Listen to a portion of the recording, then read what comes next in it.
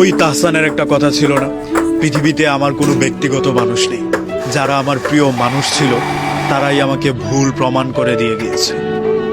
যাদের সাথে থাকতে গিয়ে আমি নিজেকে ফুটন্ত ফুল মনে করেছিলাম, বর্ষার নয়ন তারার মতো ফুটে উঠেছিলাম, তারাও আমাকে তীরন্দাজে ক্ষত বিক্ষত করে দিয়েছে।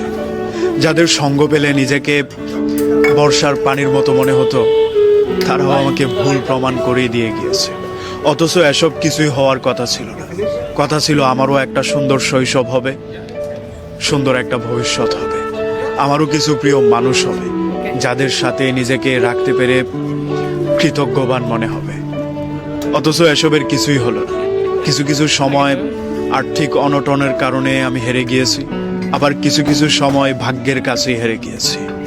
আমি বাস্তবতাকে খুব কাছ থেকে দেখেছি।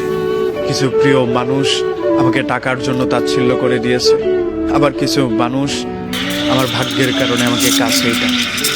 এই যে এসব অনেক কিছু হয়ে যাওয়া কিংবা একেবারে না পাওয়া অপ্রাপ্তির শূন্য খাতা, এগুলো সব আমার।